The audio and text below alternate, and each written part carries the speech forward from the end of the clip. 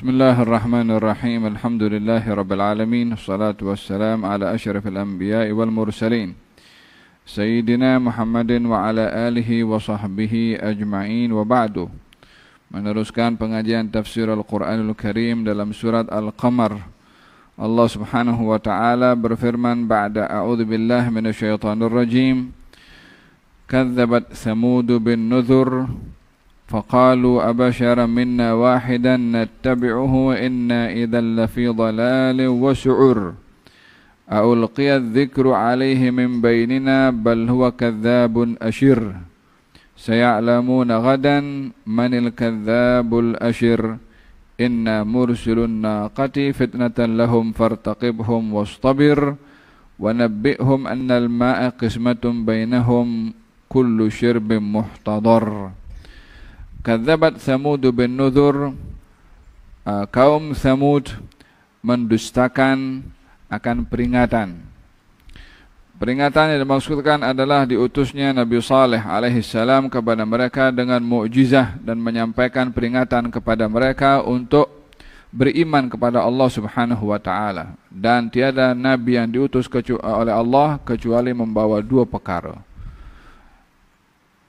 Sebagai basyir, pembawa berita gembira kepada mereka yang beriman, dan juga sebagai nadhir, pemberi peringatan kepada mereka yang ingkar.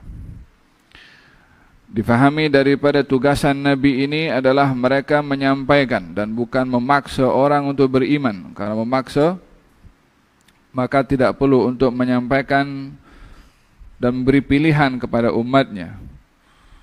Akan tetapi tugas mereka adalah menyampaikan, dan umat itu yang memilih.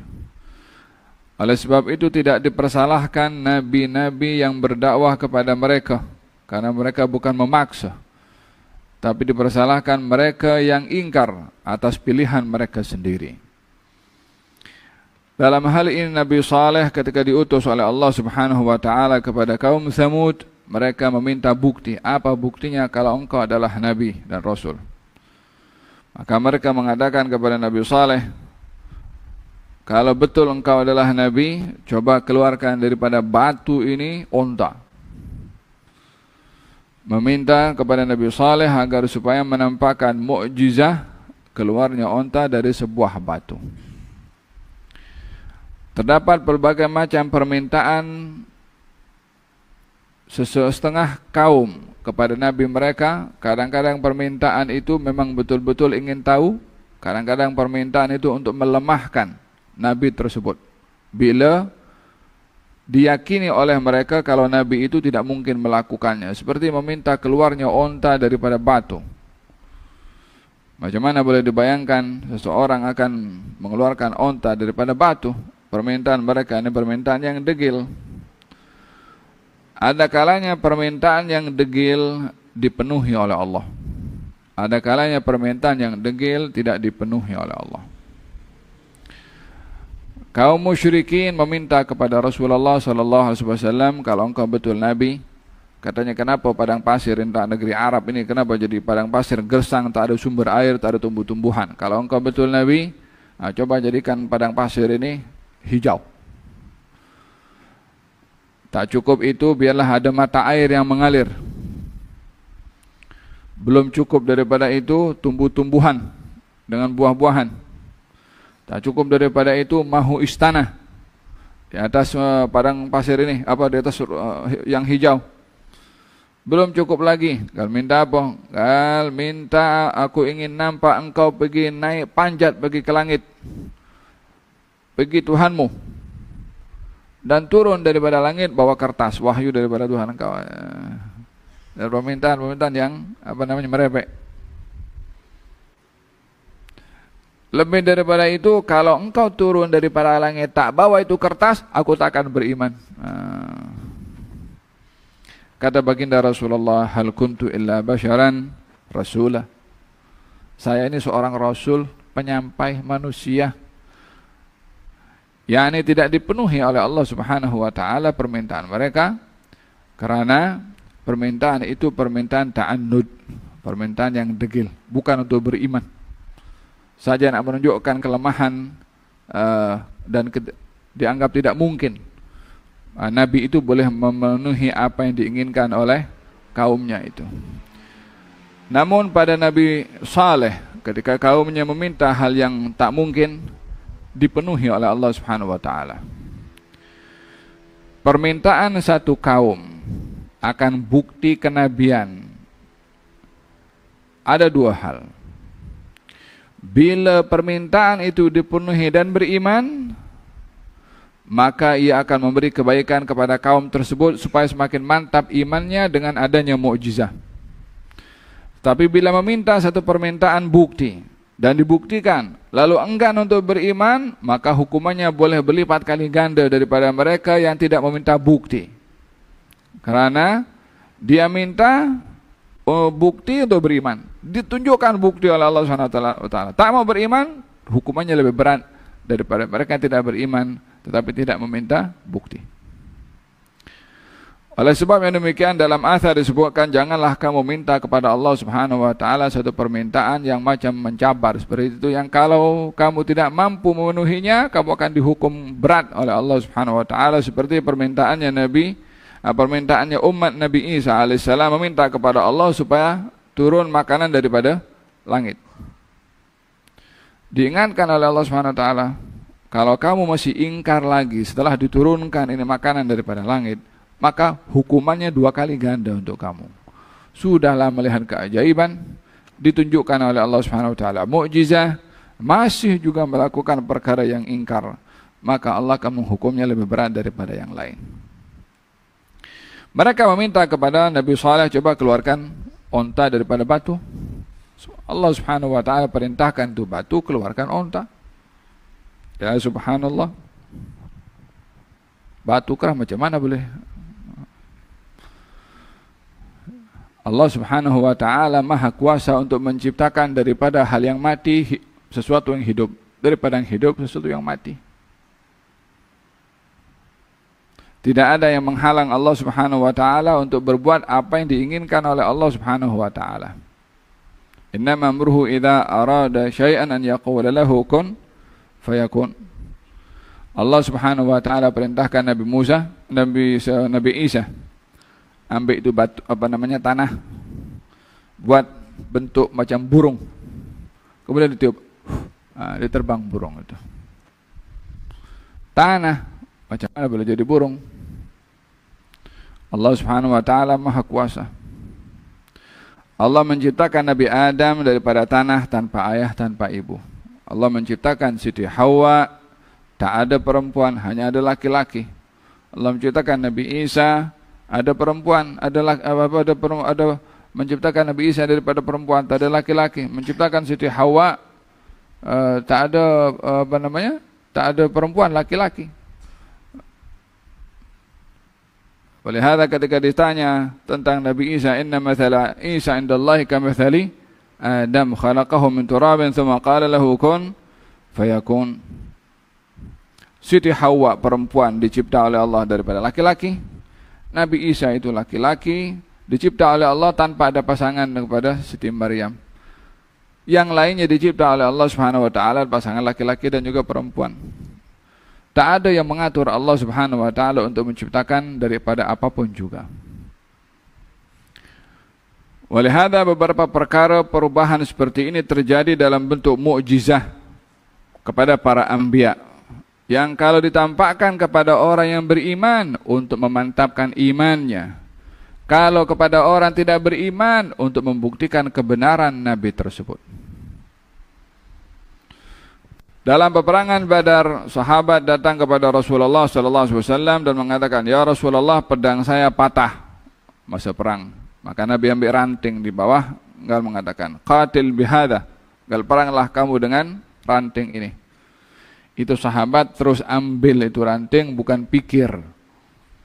Karena kalau pikir, pedang yang daripada besi saja patah, apalagi ranting. Kan itu otak berpikir seperti itu.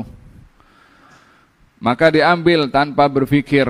Kita memahami di sini bahwasanya datangnya perintah daripada Allah dan Rasulnya, ambil dulu baru pikir. Bukan pikir dulu baru ambil. Bila seseorang menyikapi nusus, nas-nas yang ada dalam syariat kita, baik itu Quran atau hadis sahih, kalau memikir dulu baru mengambil, maka akan dijadikan dasar penerimaan kepada nas adalah hasil pemikirannya. Kalau masuk di otaknya, maka akan diambil. Kalau tak boleh difahami, maka akan ditolak. Dengan demikian, akal mendahului nas.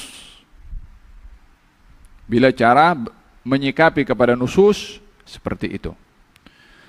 Kita justru diperintahkan menyikapi nusus Quran atau hadis, ambil dulu, baru pikir.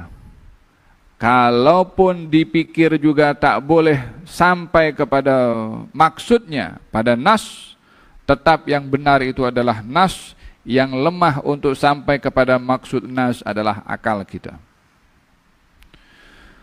Demikian dalam kaidah dikatakan la ijtihada ma'an nas. Tak boleh ada ijtihad bila ada nas. Tak boleh lagi kita nak berfikir yang lain selain daripada kalau nas itu sudah ada.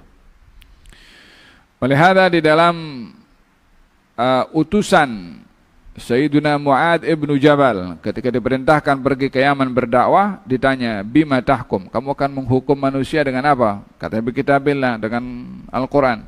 Kalau kamu tak jumpa, maka dengan hadis sunnah Rasulullah. Kalau kamu tak jumpa, ajtahidu bira'yi, saya akan beristihad, gunakan akal fikiran saya. Ditepuk dadanya, alhamdulillah alladhi waffaqa rasulillah. Segala puja bagi Allah yang telah memberi taufik kepada Rasulnya Rasulullah. Jadi nas dulu, Quran dulu, baru hadis, baru guna akal untuk berfikir. Oleh sebab itu kita dapati di dalam Al-Quranul Karim banyak perkara-perkara yang mungkin sukar untuk akal menerimanya. Beberapa kali sudah dibuktikan orang mencuba untuk mendedahkan sesuatu dengan akal fikirannya, akhirnya tertolak juga dengan hasil pemikiran akal orang lain. Dahulu kita masih belajar berkenaan hukum kenapa babi diharamkan. Oh ya, katanya ada cacing pita. Berarti yang dilihat, oh ini haram disebabkan adanya mudarat, adanya cacing. Teknologi makin canggih. Katanya sekarang, oke, cacingnya kita bunuh. Jadi boleh ada babi yang tak ada cacing. Adakah hukum akan bertukar bila dikaitkan hukum pengharaman babi itu karena adanya cacing yang itu hasil pemikiran manusia? Illah yang dijumpai oleh manusia, kalau difokuskan kepada itu, maka kita mengatakan dah cacingnya tak ada, boleh jadi akan bertukar menjadi halal. Macam mana boleh jadi halal? Itu benda sudah diharamkan oleh Allah Subhanahu wa taala. Satu hari kita pergi ke satu negara. Kemudian di airport jumpa dengan satu orang Kristen.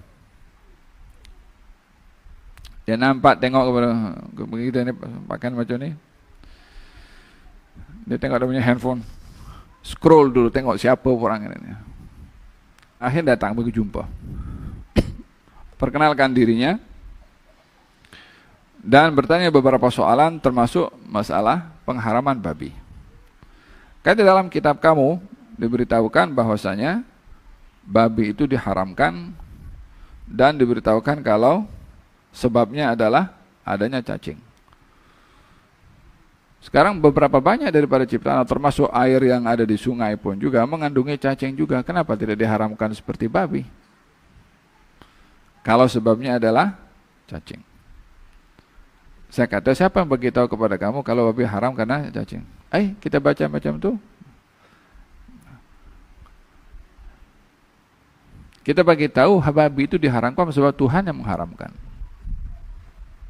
Ada cacing, tak ada cacing, Allah kata haram, haram.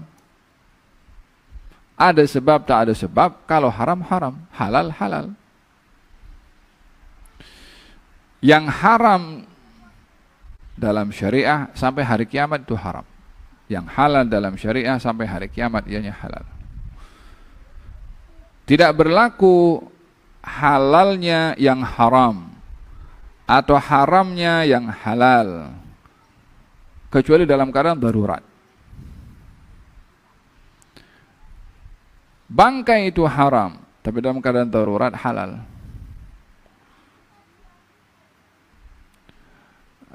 Makanan yang halal,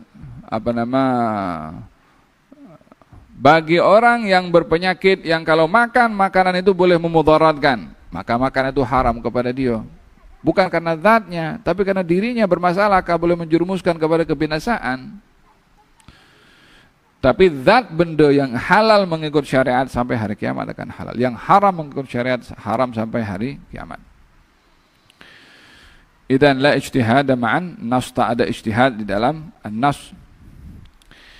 Dalam hal ini Allah Subhanahu wa taala penuhi kepada kehendak mereka untuk meminta agar supaya adanya onta keluar daripada batu, maka diciptakan oleh Allah Subhanahu wa taala, melihat sendiri mereka. Itu pedang yang diserahkan kepada ranting yang diambil oleh para sahabat, diambil itu ranting, fatahawwala sayfan. Berubah itu ranting menjadi pedang. Dan diberi nama Al-Aun. Nama pedang itu sampai wafatnya Rasulullah sallallahu alaihi wasallam pun masih kekal ianya adalah pedang dan tidak berubah kepada ranting balik. Faqalu abasyara minna wahidan nattabi'uhu inna idzal lafi dhalalin wa su'ur. Mereka mengatakan, adakah seorang satu je, yakni Saleh, Nabi Saleh maksudnya, kita perlu ikut kepada dia. Kalau itu yang terjadi, maka kita berada dalam kesesatan, dhalal, wa-su'ur, rugi. Tak cukup daripada meracuni kepada kaum Nabi Saleh dengan mengubah persepsi mereka, memasukkan dalam pandangan mereka fahaman, pandangan yang salah terhadap Nabi Saleh. Kita majority, nah ikut seorang ni juga. Kalau kita yang ramai ini ditinggalkan dan ikut seorang saja, maka kita akan menjadi sesat dan juga akan menjadi orang yang rugi. Tambah lagi, aulqiyadz dzikru alaihi min bainina bal huwa kadzabun asyir. Takkan dia seorang boleh dapat itu wahyu dari Allah Subhanahu wa taala, kita yang ramai ini tak dapat. Kebanyakan orang akan menilai kebenaran itu pada al-kasrah, pada kebanyakan. Allah berfirman, wala tattabi'us subula fatafarraqa bikum an sabilih. Kamu jangan mengikut banyak jalan, cukup satu jalan saja ini. Kalau kamu mengikut banyak jalan, fatafarraqa bikum an sabilih, kamu akan terpaling dan tersesat daripada jalan yang benar. Tidak semestinya kebanyakan atau majority itu berada di pihak yang benar. Kadang-kadang majority berada di pihak yang salah. Walaupun konsep majority kadang-kadang digunakan bila kita memastikan siapa yang berada pada majority. Kalau dalam musyawarah kita tak sempat untuk sepakat dalam satu keputusan, maka diambil vote. Maka dalam hal ini yang terbanyak menjadi keputusan. Apa sebab? Kita memastikan yang hadir ini orang yang jujur, yang amanah, yang bertanggung jawab. Baginda Rasulullah masa bermusyawarah tentang peperangan Uhud. Peperangan Uhud. Nah, peperangan Uhud. Macam mana kita nak keluar ke? Atau kita standby dekat Madinah sini dan berbentengkan kota Madinah untuk melawan musuh. Masing-masing keluarkan pendapat. Majority lebih cenderung untuk mengajak keluar. Walaupun Nabi sendiri lebih cenderung untuk bertahan di dalam kota Madinah. Maka di sini Nabi ikut majority. Setelah kita memastikan siapa yang ada dalam majelis syura itu. Tetapi bukan mengambil majority tanpa kita mengetahui siapa yang menjadi majority. Macam kita punya zaman sekarang. Yang majority orang baik, orang tak baik. Banyak orang tak baik. Nah, kalau gitu kita ikut dengan mereka tak baik ke? Tidak. Katanya aulqiyadz dzikru alaihi min bainina bal huwa kadzdzabun asyir. Takkan dia seorang boleh mendapat wahyu, kita tidak. Dia adalah pendusta, dia adalah pelampau. Berapa sudah dikatakan tadi? Ini siapa nama? Umat Nabi Saleh ya. Karena satu sesat, kedua pendusta, yang ketiga pelampau. Cara untuk orang itu benci, marah, mungkin menghalalkan darah, itu memakaikan kepadanya pakaian yang membolehkan dan melayakkan orang lain benci, marah dan bunuh. Supaya yang marah tidak merasa bersalah ketika marah, yang benci tak bersalah ketika membenci, yang membunuh tidak bersalah ketika membunuh, setelah yang dibenci, yang dimarah, yang dibunuh dilabelkan dengan label yang layak untuk dimarah, dibenci dan dibunuh. Teroris, oh boleh. Macam sekarang lah itu. Kaum muslimin yang ada di Palestina label dulu, oh ini kelompok teroris. Baru satu dunia hentam habis. Mau kata manusia teroris dulu. Untuk menghalalkan darah mereka. Pelampau. Dikatakan ini pendusta, untuk kita tidak percaya. Dikatakan ini pelampau, supaya kita boleh mengambil tindakan. Dikatakan ini pembunuh, untuk kita boleh lawan dengan dibunuh. Itu terminologi yang dibuat oleh kaum-kaum terdahulu terhadap nabi-nabi mereka, dan itu adalah cara yang sama digunakan oleh orang-orang kafir yang membenci kepada kaum muslimin di zaman kita sekarang. Labelity dulu. Oh ini puak-puak, ini apa namanya, puak-puak tarekat ini. Lalu tunjuklah tarekat-tarekat yang tak baik, yang menyongsong apa semua kan. Tarekat macam ni. Sehingga semua yang namanya tarekat kena hentam habis. Yang dimasukkan dalam YouTube, yang dijadikan sebagai hujah kepada yang mereka tidak suka dengan tarekat, maka diambil contoh-contoh YouTube kepada golongan tarekat yang jungkir balik, yang buat benda-benda melampau. Tak ditunjuk yang baik-baik macam antum semua ini.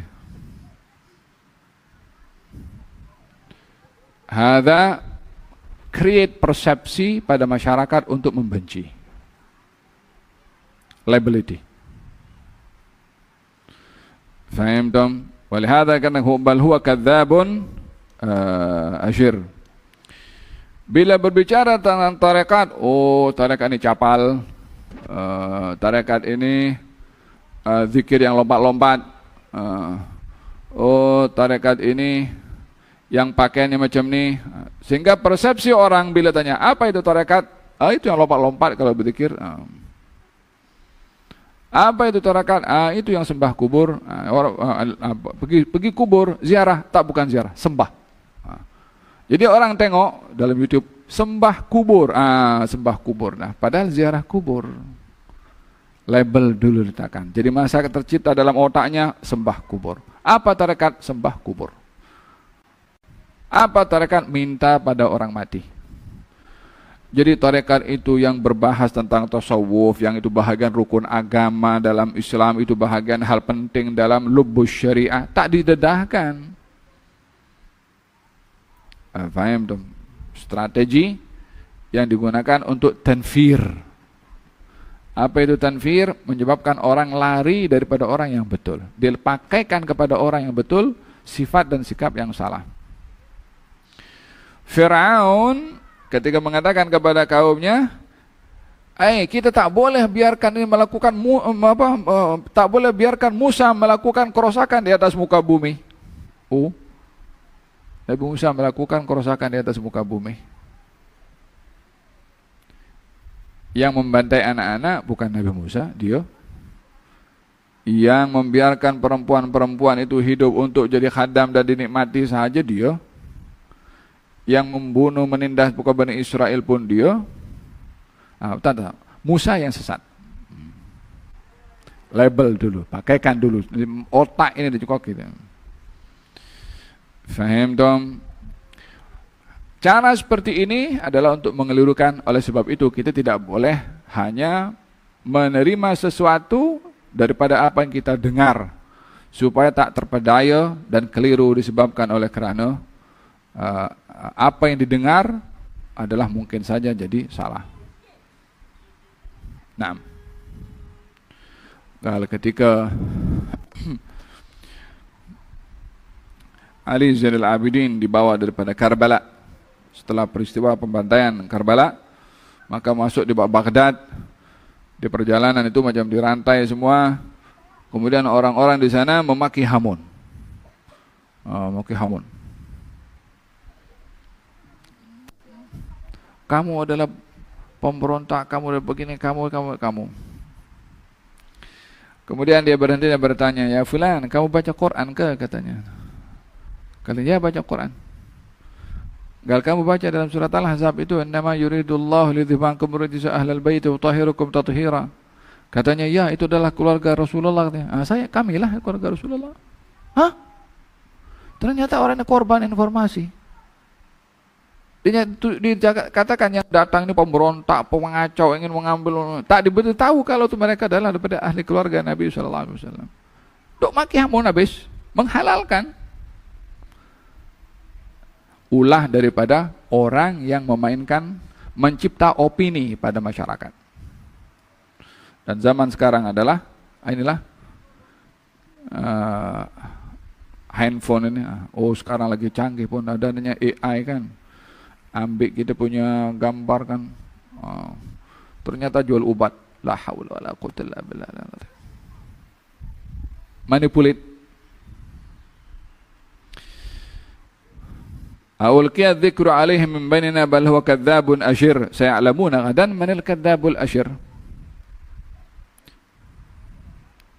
Mereka akan tahu nanti siapa pendusta dan siapa yang melampau. Inna mursilun naqati fitnatan lahum fartaqibhum wastabir. Kami hantarkan onta ini, keluarkan onta daripada batu itu. Fitnatan lahum, sebagai ujian dan dugaan pada mereka. Apa ujiannya?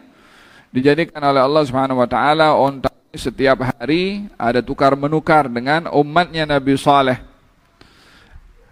Satu hari onta itu minum daripada satu perigi, yang kalau minum akan dihabiskan sampai habis. Satu hari umatnya Nabi Saleh yang menikmati air tersebut dan onta itu tidak minum. Jadi hari demi hari. Di hari yang diuji untuk mereka tidak mengambil air ketika onta itu, ketika giliran onta minum pada perigi itu, onta itu memberikan susu kepada semua. Mana ada onta boleh susunya mencukupkan satu negeri. Itu onta boleh memberikan susu kepada semua. Jadi tidak dirampas hak mereka untuk minum, diberi yang lebih baik oleh Allah Subhanahu wa taala. Kita mengambil hikmah di sini, Allah Subhanahu wa taala bila menguji kepada hambanya akan menguji dengan cara dan bentuk yang Allah mahu. Kadang-kadang manusia diuji oleh Allah Subhanahu wa taala dengan sekarang apa artinya? Apa itu kita nak deal dengan onta, ya kan? Hari ini onta minum sampai habis, kamu jangan minum.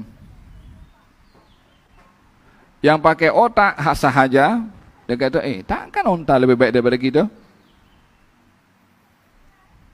Tapi bagi orang yang beriman, yang suruh onta ini minum sampai habis dan bagi susu kepada kepada umatnya Nabi Saleh, Allah Subhanahu wa taala.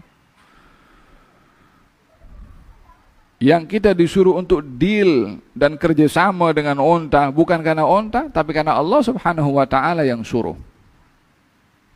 Ini yang perlu kita fahami bila kita membaca nas, maka kita melihat siapa yang memerintah kepada kita. Di dalam Al-Quranul Karim Allah memberikan ujian kepada kepada Talut dan kepada kaumnya. Falamma fasala Talut bil junudi qala inna Allaha mubtaliikum binaharin faman shariba minhu falaysa minni wa man lam yadhhu fa innahu wa man yad'amhu fa innahu minni illa man ightarafa ghurfatan bi yadihi. Talut bawa Bani Israel ramai. Di perjalanan Talut bagi tahu kepada kaumnya, sebentar lagi kita akan lalu sebuah sungai. Di situ airnya sedap. Jangan ada sesiapa yang minum daripada air itu sepuas-puasnya, kecuali sedikit sahaja mengikut keperluan. Yang minum berlebih-lebihan tak boleh ikut dengan aku berperang. Yang minum sikit, ya boleh ikut berperang dengan aku. Secara hukum akal, kita dalam perang itu perlu tenaga. Dalam strategi peperangan kita perlu mempersiapkan persiapan, baik itu tentera dan persiapan persenjataan. Ini Talut memberikan ujian kepada kaumnya untuk tidak ikut kalau melanggar perintah. Subhanallah, ujiannya kepada sesuatu yang setiap tentera perlu kepada itu, yaitu minum air. Kekuatan yang diperlukan oleh manusia itu adalah antara makanan dengan air. Air lebih diperlukan. Tapi di sini ujiannya tak boleh minum air. Ayo, kalau kita akan pikiran macam mana gitu. Lalu di sungai, mereka dalam perjalanan sudah haus, sudah letih. Bukan minum saja, minum masuk dalam air sekali. Dipesankan sudah awal nih, innallaha mubtaliikum. Allah menguji kamu. Ujian Allah Subhanahu wa taala ini macam-macam. Bani Israel diuji oleh Allah jangan memancing hari Sabtu. Katanya oke, memancing hari Sabtu. Hari Sabtu ikan lompat di atas tuh. Hari Sabtu ikan menari dah, lompat sana, lompat sini. Kalau tak pakai jaring pun tangkap sudah boleh dapat itu. Bukan hari Sabtu tak muncul ikan seekor pun. Siapa yang bagi arahan kepada ikan tuh hari Sabtu untuk lompat-lompat macam tuh? Selain hari Sabtu dia pergi tepat masuk dalam. Dia tahu hari ke itu kan? Allah Subhanahu wa taala ingin menguji kepada kita. Sejauh mana kita ini bila berhadapan dengan ujian Allah Subhanahu wa taala, lagi-lagi diuji dengan sesuatu yang menarik perhatian kita, yang kita nak, sementara Allah mahu, kita tak buat benda yang kita nak. Mana yang kita dahulukan? Yang kita mahu atau yang Allah mahu? Bani Israel buat helah.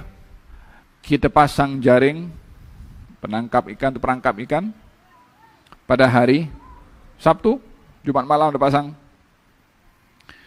Hari Sabtu ikan lompat-lompat masuk dalam perangkap, tak diambil, tunggu hari Ahad baru diambil. Kita tak ambil hari Sabtu, kita perangkap hari Ahad. Fahim tom? Itu Bani Israel. Kita dibawa oleh Talut, lalu sebuah sungai, ambil air, terus dari sekian ribu bahkan puluh ribu tentera ditolak semua oleh Talut kecuali 300 lebih. Dikatakan jumlah tentera bersama dengan Talut sama dengan tentera bersama dengan Rasulullah dalam perang Badar. 313 atau 14 orang. Nak lawan kauman Jabbarin yang perkasa itu, ikut hukum akal, mana boleh. Kita perlu tentera lebih, perlu persenjataan, perlu. Tapi tolak. Ini bila berhadapan dengan nas didahulukan.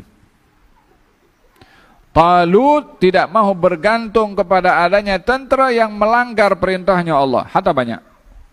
Tapi dia mahu bergantung dengan tentera yang taat dan beriman kepada Allah karena mereka adalah tenteranya Allah Subhanahu wa taala. Menang dalam peperangan itu. Fahazamuhum biidznillah wa qatala Dawud Jaluta. Akhirnya Nabi Daud berhasil membunuh kepada Jalut. Nak lawan macam mana? Besar begitu dengan Wa man nasru illa min indillah. Kemenangan hanya diberikan oleh Allah Subhanahu wa taala. Idzan Allah menguji dengan macam-macam ujian. Dalam hal ini diuji masalah deal dengan onta. Hari di mana onta minum akan habis air semua. Namun umat Nabi Saleh dapat minum daripada daripada susu onta tersebut. Hatta di hari ketika tiba hari untuk umat Nabi Saleh minum air, onta tak minum air itu. Jadi onta memenuhi janji. Onta. Manusia tak penuh janji. Hatta kepada onta. Qal fanadaw sahibahum wa nabbihum anna al-ma'a qismatun bainahum kullu shirbin muhtadar fanadaw sahibahum fata'ata fa'aqar. Maka mereka memanggil kepada yang saya katakan siapa namanya Qudar bin Salif. Dia yang merancang untuk membunuh pertama dengan panah. Dah kena panah guna pedang. Sampailah onta itu tak berdaya. Di saat itulah Nabi Saleh mengingatkan kepada mereka tentang datangnya azab dan bala dari Allah Subhanahu wa taala. Fa kaifa kana adzabi wa nudhur inna arsalna alaihim sayhatan wahidatan fakanu kahashimil muhtadhir. Kami hantarkan kepada mereka umatnya Nabi Saleh sayhatan, yakni teriakan yang luar biasa daripada Jibril alaihissalam, wahidatan sekali je. Fakanu kahashimil muhtadhir. Mereka ini umpama hashim. Tahu daun kalau sudah kering terkena angin, dia berkecai macam tu. Macam tu tubuh badan manusia ketika itu. Yang nak tunjuk gagah, nak tunjuk apa mana, khalas. Masih. Tak ada yang lebih kuat dari Allah Subhanahu wa taala. Walaqad yassarna al-Qur'ana lidzikri fahal min muddakir. Kadzabat qaum Lut bin Nudhur. Kaumnya Nabi Lut mendustakan juga kepada Nabi Lut. Inna arsalna alaihim hasiban illa ala Lutin najaynahum bisahar. Kami hantarkan kepada mereka hasiban, batu. Umat Nabi Lut digolongkan juga golongan Al-Mu'tafikah. Al-Mu'tafikah, umat yang terbalik. Disebabkan oleh kerana Jibril menciduk itu negeri Nabi Lut. Setelah Nabi Lut keluar dengan kaumnya, itu negeri diciduknya. Macam orang kalau menciduk tanah itu kalau nak mengangkat bibit, diangkat ke atas. Masa diangkat ke atas hujan batu. Sampai di atas dibalik macam ni.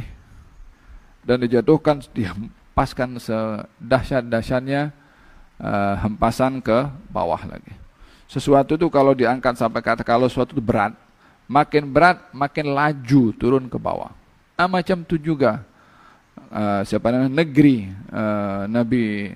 umatnya Nabi Lut diangkat ke atas. Sampai dikatakan dalam riwayat bahwasanya penduduk langit mendengarkan suara gonggongan anjing mereka. Yakni dekatnya dengan langit.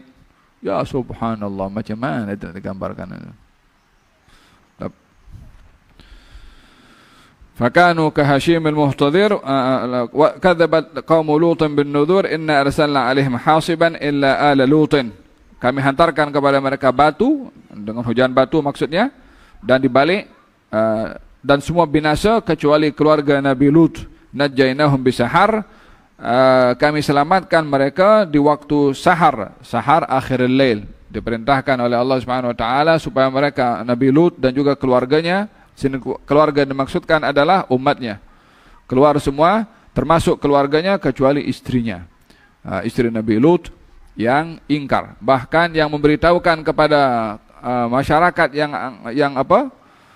yang ada di sekeliling rumah Nabi Lut, istrinya yang memberikan informasi dan mendedahkan apa yang sedang berlaku di rumahnya.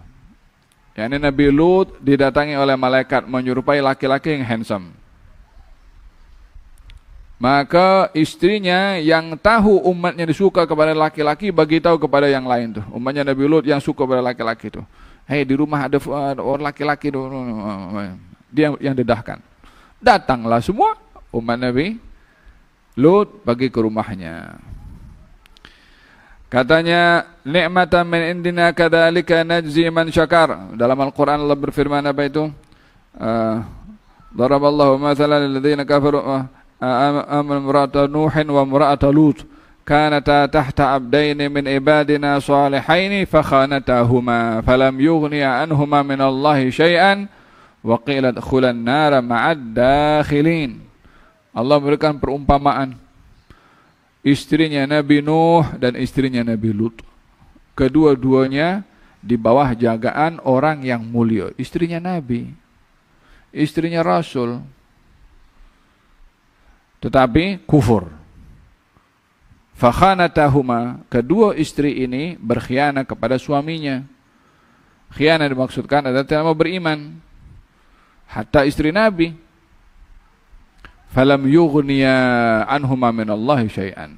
Maka kedua nabi ini tidak dapat memberikan apa-apa manfaat terhadap istrinya karena kekufuran. Di sini kita melihat bahwasanya manfaat tidak akan dapat diberi kepada orang-orang kafir, hatta daripada keluarganya. Fakhanatahuma falam yughniya anhum minallahi syai'an wa qila adkhulan nara ma'ad dakhilin. Disuruh kepada kedua-duanya, istrinya Nabi Nuh dan istrinya Nabi Lut, masuk kamu ke dalam neraka. Wa daraballahu mathalan lil ladzina kafaru imra'ata fir'aun id qalat rabbi ibni li 'indaka baytan fil jannah wa najjini min fir'auna wa 'amalihi wa najjini minal qaumidh dhalimin. Diberikan perumpamaan tentang istrinya Fir'aun. Ini istri Nabi dan Rasul, suaminya orang-orang yang mulia. Asia binti Muhzahim, istri orang yang paling teruk yang mengaku Tuhan. Tengok macam mana perbandingan yang diberikan oleh Allah Subhanahu wa taala yang menunjukkan yang hanya dapat menyelamatkan seseorang itu adalah dasarnya adalah iman. Siti Asia jadi istri kepada orang yang paling kejam tapi beriman. Rabbi ibni li 'indaka baitan fil jannah. Ya Allah, bangunkan untuk aku di sisi Engkau rumah di surga. Dan selamatkan aku daripada Firaun dan kekejamannya. Itu istrinya Firaun macam diikat seperti itu. Ini dijatuhkan batu daripada atas untuk menghancurkan tubuh badannya. Sebelum kena itu Allah dah ambil nyawanya dulu, sehingga meninggal dunia sebelum terkena. Sebab apa dia? Ya Allah, selamatkan aku daripada kekejaman Firaun. Jadi sebelum dilakukan kekejaman oleh Firaun diambil dulu, maknanya doanya mustajab, dikabulkan oleh Allah Subhanahu wa taala supaya matinya bukan karena Firaun. Karena dia minta selamat daripada kekejaman Firaun. Faham dong? Maka dia menjadi penghulu kepada kaum wanita di surga.